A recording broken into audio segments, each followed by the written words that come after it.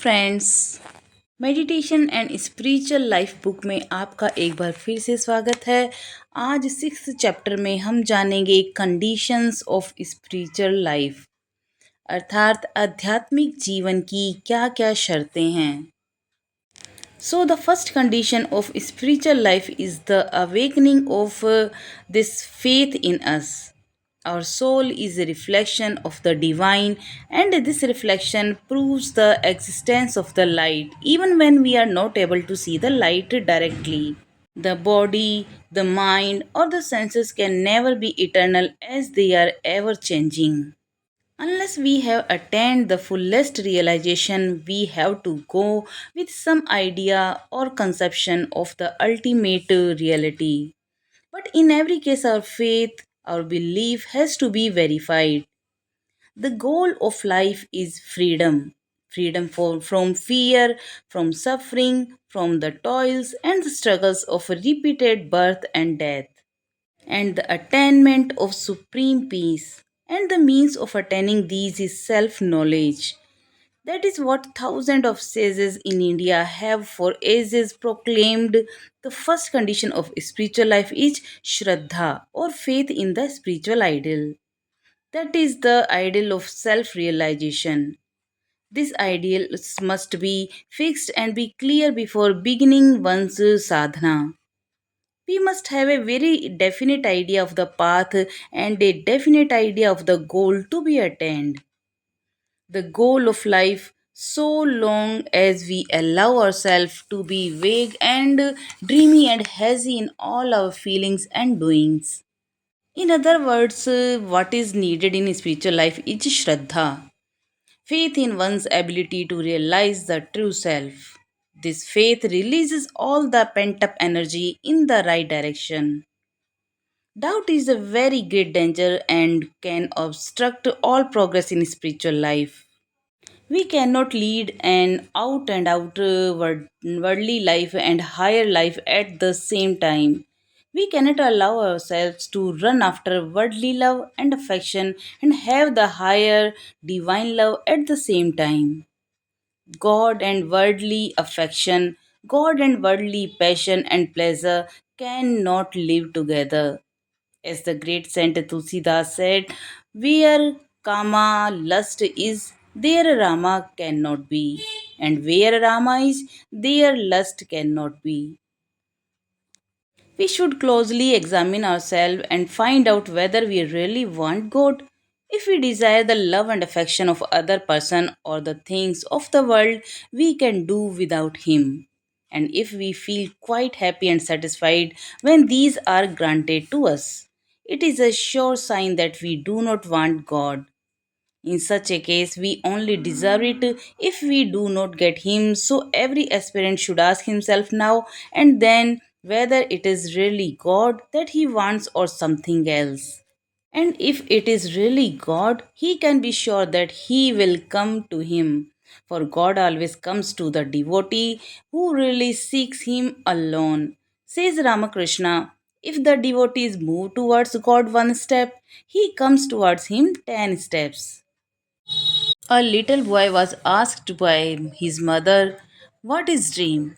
The boy answered, "It is like watching a movie with closed eyes." We can experience the walking state too in the same way, provided we have the boy purity and inner simplicity. When we analyze ourselves, we find that consciousness alone remains unchanged.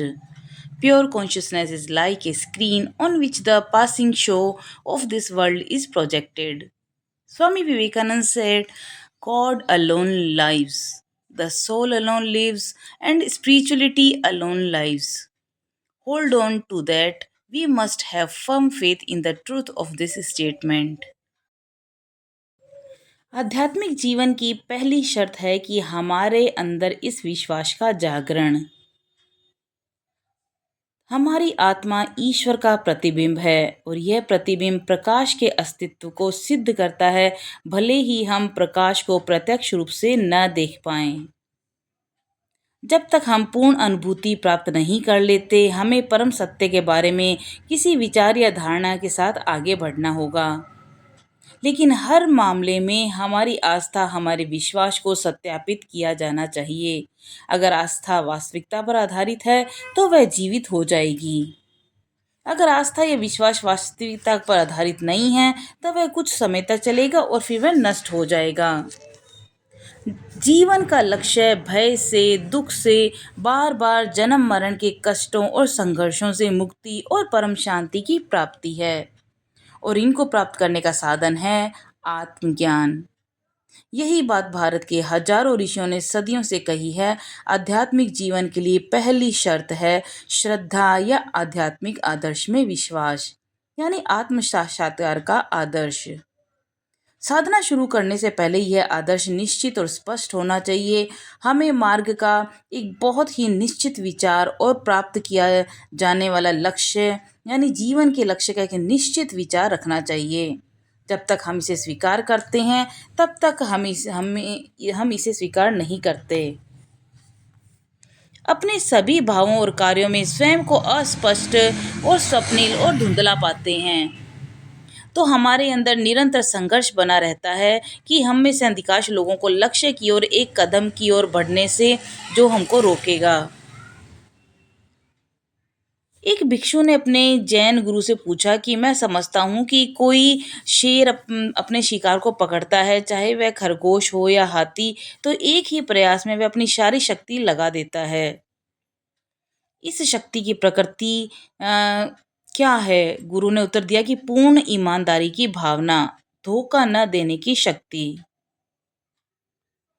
दूसरे शब्दों में आध्यात्मिक जीवन में जो जरूरी है वह है श्रद्धा, सच्चे आत्म को पाने की क्षमता पर विश्वास। यह विश्वास सारी दबी हुई ऊर्जा को सही दिशा में मुक्त करता है।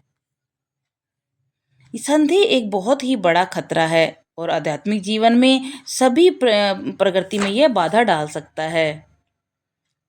यह सभी शुरुआती लोगों को कभी न कभी तो आता ही होगा कि संदेह का अर्थ है खुद पर और ईश्वरी सत्ता पर विश्वास की कमी, और जब तक ईश्वर की प्राप्ति नहीं हो जाती तब तक इसे पूरी तरह से दूर नहीं किया जा सकता। हालांकि हमें कभी भी खुद पर संदेह हावी नहीं होने देना चाहिए, न ही आध्यात्मिक जीवन में प्रगति करने से अपने दृढ़ संकल्प से डगमगाना चाहिए। हमें अपने मन में ये आदर्श स्थापित कर लेना चाहिए कि न तो सांसारिक सुख हमारा लक्ष्य है और न ही स्वर्गीय सुख। हमारा एकमात्र लक्ष्य है आत्म साक्षात्कार होना। स्वर्गीय सुख सांसारिक सुख से बेहतर नहीं है। जब तक हमारे अंदर स्वर्गीय सुख की लालसा रहेगी हम कभी भी अपने लक्ष्य को प्राप्त नहीं कर सकते।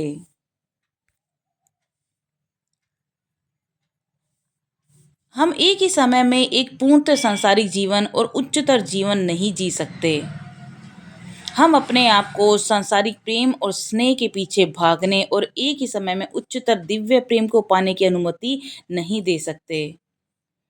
भगवान और सांसारिक स्नेह, भगवान और सांसारिक जुनून और सुख एक साथ कभी नहीं रह सकते। जैसा कि महान तुलसी संत तुलसीदास जी ने कहा है कि जहाँ पर काम वासना है वहाँ पर राम नहीं हो सकते, और जहाँ पर राम है वहाँ पर काम वासना नहीं हो सकती। हमें खुद को बारीकी से जांच करना चाहिए और पता लगाना चाहिए कि क्या हम वाकई में ईश्वर को चाहते हैं। अगर हम दूसरों का प्यार और स्नेह चाहते हैं या दुनिया की चीज़ें चाहते हैं तो हम ईश्वर के बिना भी काम चला सकते हैं। और अगर हमें ये सब मिलने पर भी हम बहुत खुश या संतुष्ट महसूस करते हैं तो ये पक्का संकेत है कि हमें भगवान नहीं चाहिए। ऐसे में हम तभी इसके लायक हैं जब हमें भगवान ना मिलें। इसलिए हर साधक को समय समय पर खुद से पूछना चाहिए कि क्या वह वाकई भगवान को चाहता है या कुछ और अगर वह वाकई भगवान को चाहता है तो ये निश्चित हो सकता है कि वह उसके पास आएगा ही आएगा, क्योंकि भगवान हमेशा उस भक्त के पास जाते हैं जो वास्तव में सिर्फ उसे ही चाहता है। श्री रामकृष्ण जी कहते हैं कि अगर भक्त भगवान की ओर एक कदम बढ़ाता है तो भगवान उसकी ओर 10 कदम बढ़ाते हैं।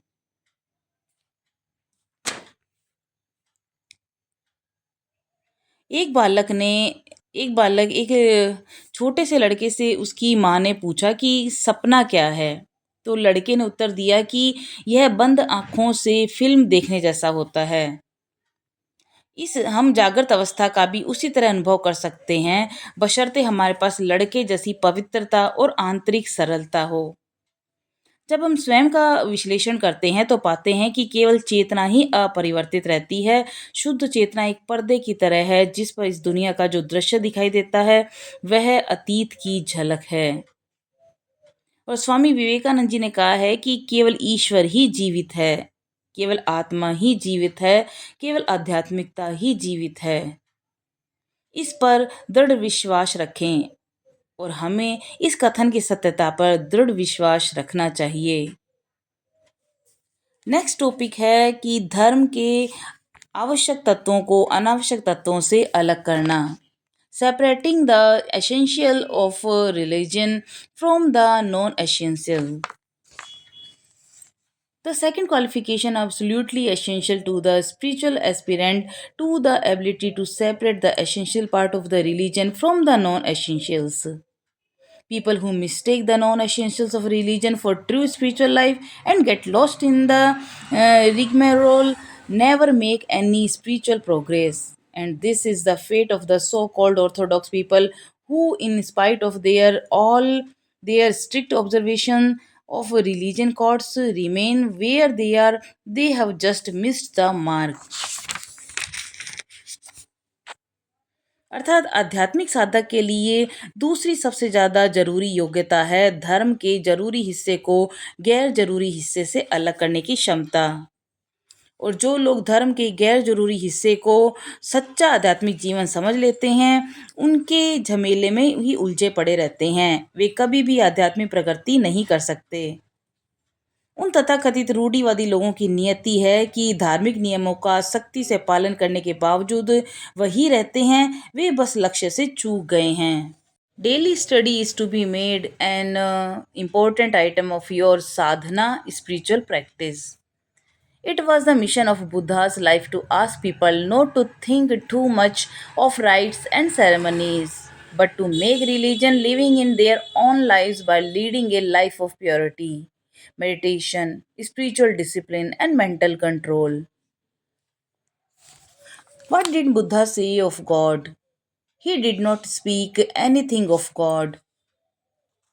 It is not essential to speak of God so much, but it is far more essential to follow God's path, to live the spiritual life.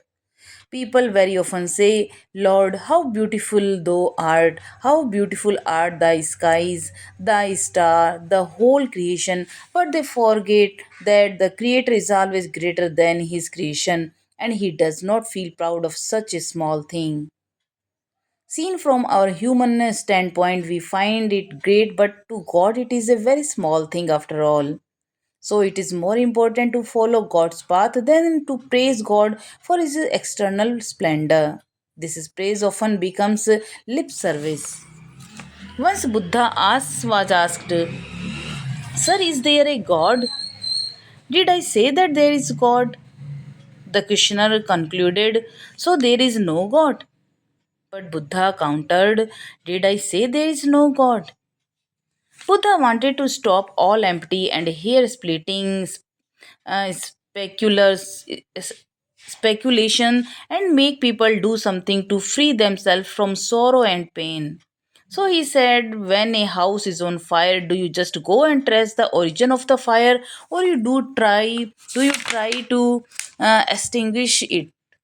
But we, in our foolishness, every often try to trace the origin first, and before we succeed in the attempt, the whole house is burnt down, and nothing but a heap of ashes remain.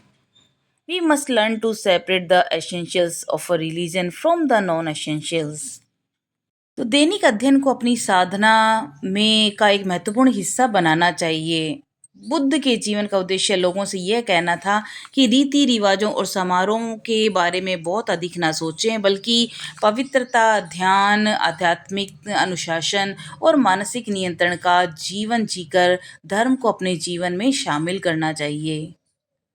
नैतिक बने बिना और शुद्ध जीवन जिए बिना हम कभी भी आध्यात्मिक बनने का कोई प्रगति करने का सोच भी नहीं सकते।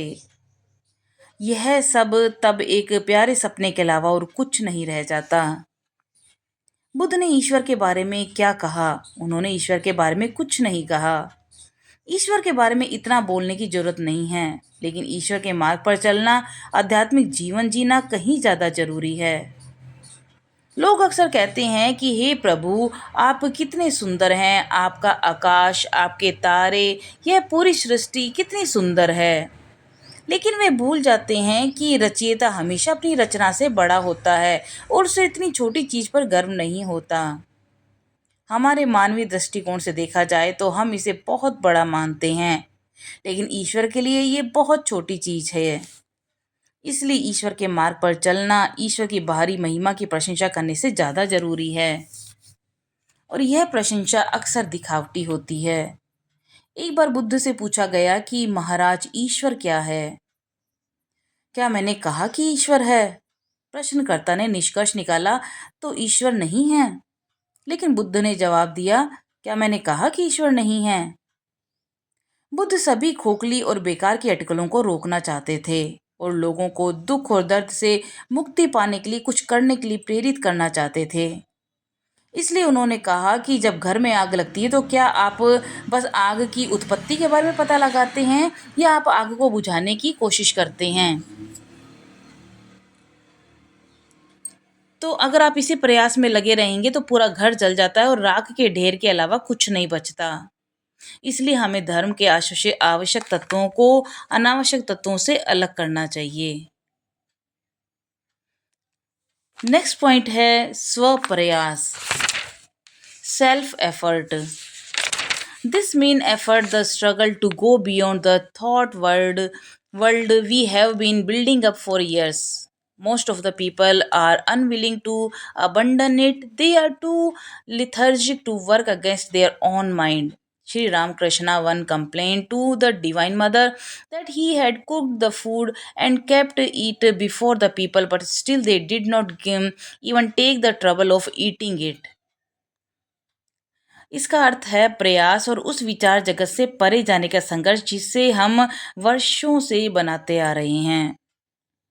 अधिकांश लोग इसे त्यागने के लिए तैयार नहीं हैं। वे अपने मन के विरुद्ध काम करने में बहुत सुस्त हैं।